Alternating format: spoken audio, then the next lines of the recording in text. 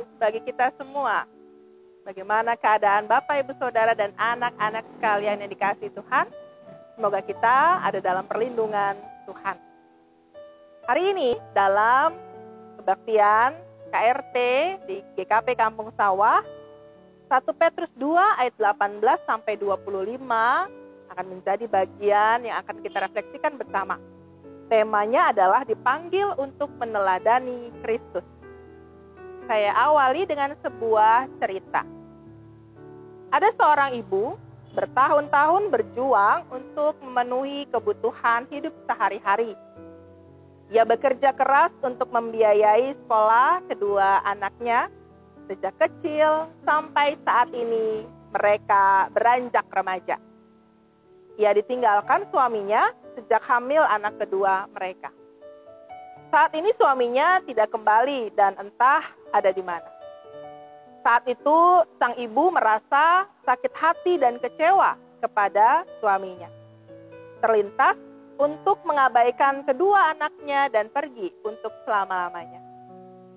Namun ternyata ia tidak melakukannya. Ia mencoba bertahan. Pekerjaan sekecil apapun ia lakukan. Mulai dari mengumpul barang bekas, bahkan menjadi asisten rumah tangga. Apa yang membuat seorang ibu begitu tegar menjalani kehidupannya sampai saat ini? Ia tidak ingin membalas kejahatan dengan kejahatan. Ia tetap mau melakukan kebaikan sekalipun ia terluka.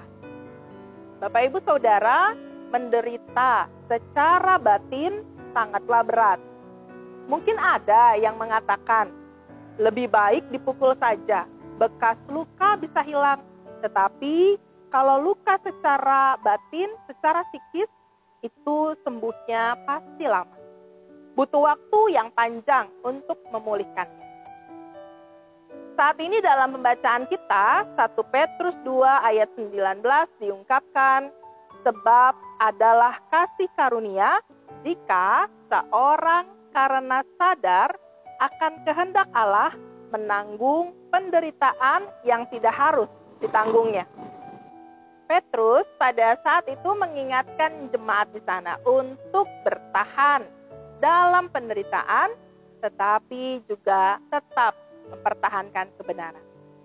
Mereka adalah pendatang di Asia kecil. Mereka disebut orang-orang perantauan. Banyak di antara mereka yang memiliki status sebagai hamba. Orang asing yang mungkin memiliki tuan yang tidak sepenuhnya baik kepada mereka, bengis dan kejam. Ada perlakuan yang membuat mereka merasakan ketidakadilan. Lalu Petrus menyampaikan bagaimana Yesus Kristus sudah mengalami penderitaan yang begitu dalam bagi manusia. Ia telah meninggalkan teladan supaya kita mengikutinya. Ia dicaci maki, tetapi ia tidak membalasnya. Ia menderita, tetapi tidak mengancam. Ia juga menderita demi hidup dalam kebenaran.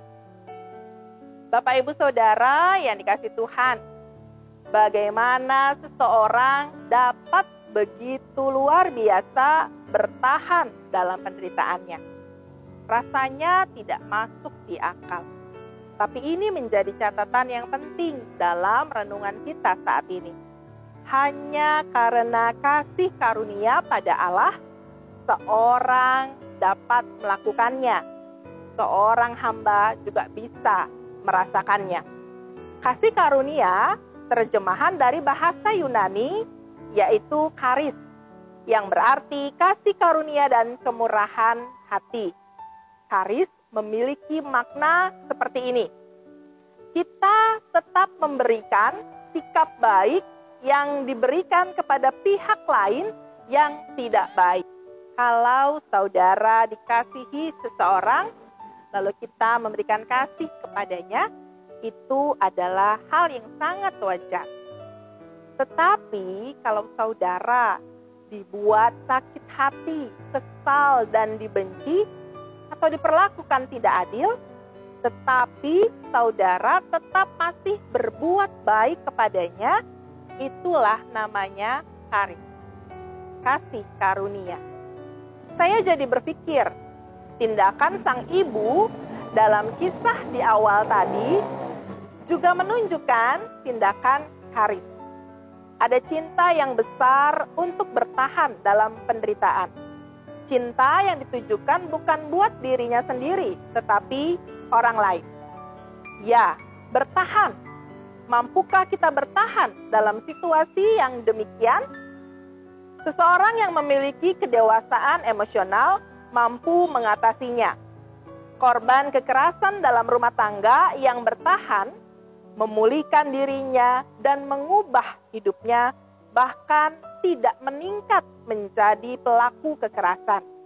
Sang ibu telah memutus rantai ketidakadilan dengan tetap mengasihi anak-anaknya. Jiwa besar untuk bertahan dalam kebenaran. Ia sudah meneladani Kristus. Kita pun juga terpanggil untuk meneladani Kristus. Kiranya Tuhan memberkati kita semua. Amin.